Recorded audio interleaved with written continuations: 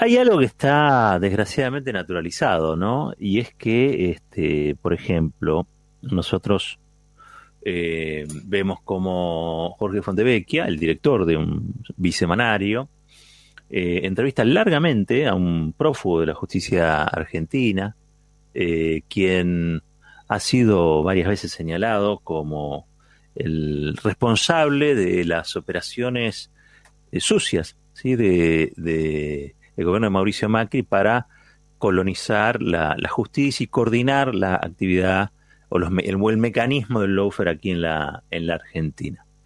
Eh, Sin embargo, es entrevistado como si fuera un dirigente político que puede dar explicaciones de su accionar en realidad enchastrando a otros. En este caso menciona al presidente Alberto Fernández, nada más y nada menos, y a la vicepresidenta de la Nación, Cristina Fernández de Kirchner, como si ellos fueran en realidad empleados de el grupo Índalo, el de Cristóbal López y Fabián de Sousa. ¿En qué cabeza fibrada podría caer esa idea? Y sin embargo, el director de un bisemanario le da una extensa entrevista, y eso le da jerarquía. Porque si Pepín Rodríguez Simón hubiera sido entrevistado por cualquier periodista del bisemanario, bueno, es una entrevista, es un prófugo, es como la nota, el permitido en el marco de un diario o de una revista, pero en este caso estamos hablando nada más y nada menos que de un director de un bisemanario con pretensiones de diario, al que a veces se han sometido desde Daniel Goyán hasta Alberto Fernández, pasando por todo tipo de personajes de la política. Carla Bisotti, la ministra de Salud, es decir, hay otros que a él le dan jerarquía y él a su vez jerarquiza lo que quiere. Eso hace a su libertad, por supuesto, pero jerarquizar a un prófugo de la justicia que tan livianamente acusa al presidente de la vicepresidenta, yo, desde mi enfoque personal, me parece que al menos merecía una columna dentro del propio medio señalando cuáles son las acusaciones concretas que pesan sobre Rodríguez Simón. Pero bueno, se ha perdido esa ecuanimidad también, cosa curiosa, ¿no? Pero bueno, eso ya no existe. ¿Por qué digo esto de la naturalización? Rodríguez Simón está acusado de ser partícipe, protagonista de un sistema de coordinación violatorio de los derechos y de las garantías ciudadanas. Cuando la justicia dictamine, va a dictaminar sobre si este señor fue la pieza clave para perseguir, encarcelar a opositores sin elementos de prueba, sino más que nada para ordenar el mapa de la política, el mapa del poder según las necesidades del presidente entonces, Mauricio Macri. Y el delito por lo que se lo acusa es un delito grave, comparado con otros delitos tan horribles como ese. Quitarle la libertad, desapoderar de sus bienes, a muchos con los bienes interdictos, embargados, con la imposibilidad de hacer uso de sus libertades, en causas que luego se caen por falta de evidencia. Esta es la realidad. De todo eso se acusa a este señor Simón. Como no ocurría desde la época de la dictadura cívico-militar, el señor Simón participó de mecanismos, han sido denunciados por sus víctimas, en lo que se trataba de, por un lado, desapoderarlo de sus empresas y por el otro imprimirle a esas empresas, esto es gravísimo, lo que estoy contando es gravísimo, imprimirle a esas empresas una línea editorial que ayudara a meter presa a la actual vicepresidenta, en ese entonces todavía no lo era, Cristina Fernández de Kirchner. A esa persona entrevistó Jorge Fontevecchia, quizá, insisto, sin, en el propio marco de la entrevista, a través de un recuadro o de otra persona, sin contar mayores detalles de lo que es el lawfare, de cómo funciona, y que el lawfare sin delincuentes o presuntos delincuentes que lo avalen no existe. El lawfare es una actividad delictiva, por eso está prófugo el señor Simón, y el señor Simón lo que tendría que hacer, como hicieron todos los funcionarios que él persiguió, mandó a perseguir desde su gobierno, presentarse ante la justicia, comparecer, porque la indagatoria a la que fue citado es una herramienta de defensa en realidad. Y que quede claro que si Simón va preso, muy probablemente sea porque aquello que hizo, porque aquello que cometió es un delito, por ninguna otra cosa extraña. ¿Mm?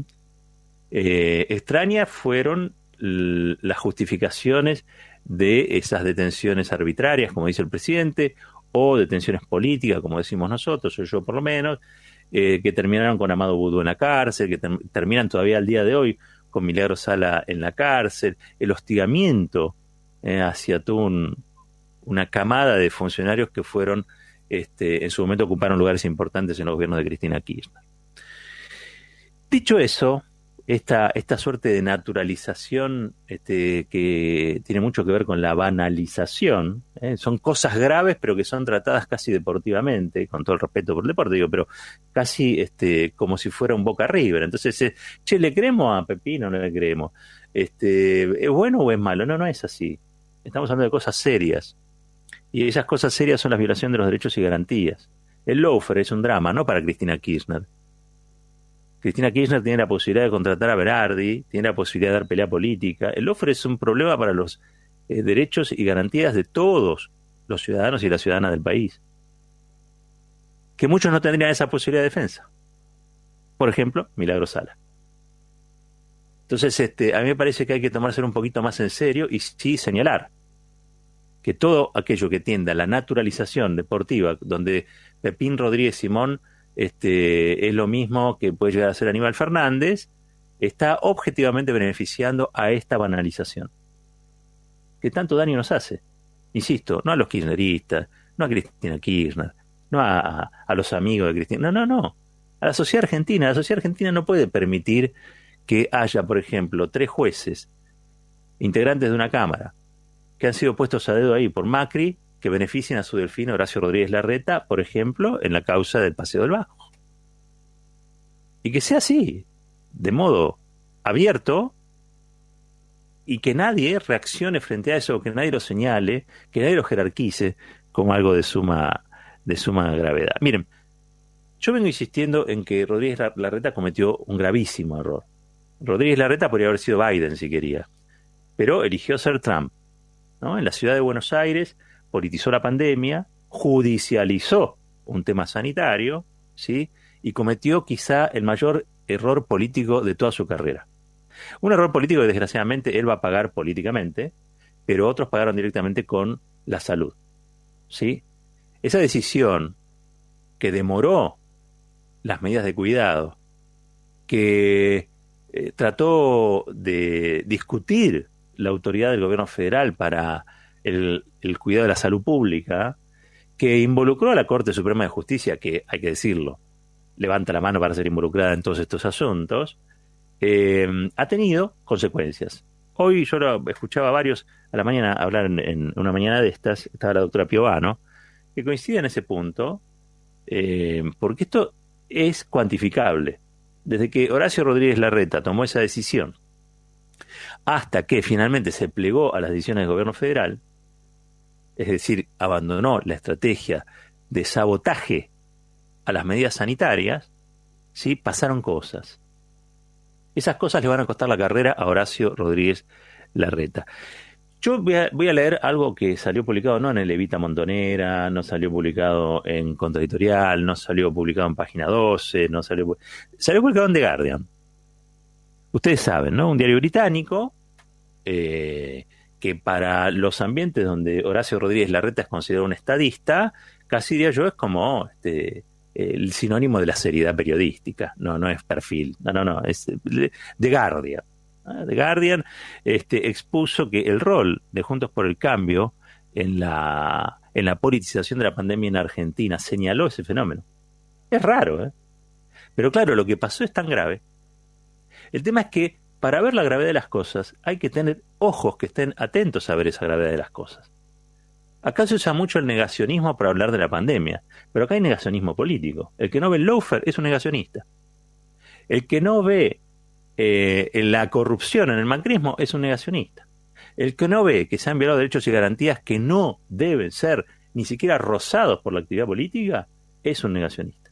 Bueno, les decía, The Guardian, el diario británico que las élites locales pueden citar junto al Financial Times o al New York Times o como tantos otros, como diarios serios, o ellos dirían no militantes, vamos a decirlo así, porque cuando vos sos militante de la derecha sos no militante, dice que la actitud de la oposición de no acompañar las medidas de cuidado dispuestas por el gobierno nacional de Alberto Fernández en el peor momento de la pandemia es un acto de politización.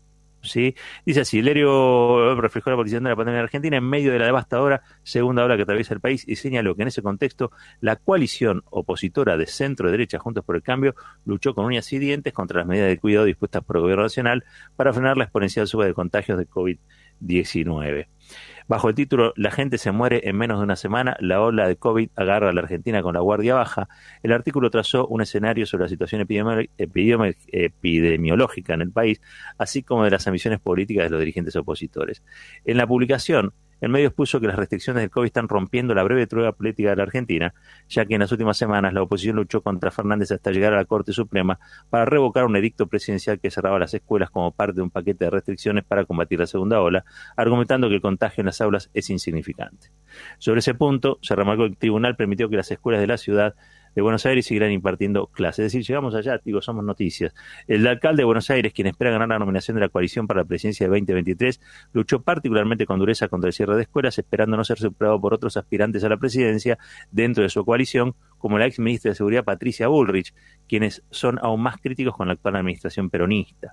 Frente a este diagnóstico, el artículo evaluó la situación se agravó por la politización de la pandemia, con las elecciones legislativas de medio término de octubre y con los aspirantes presidenciales para las elecciones generales en 2023 compitiendo por una nominación.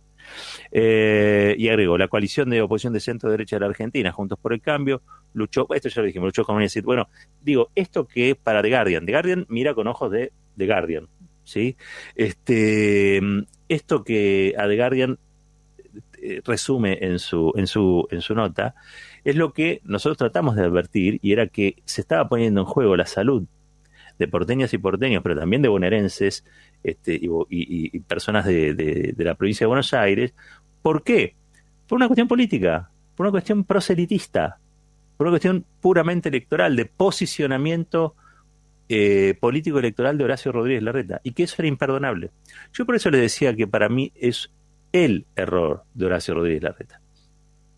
Es como cuando en la cancha perdés o está falto de distancia, como se dice.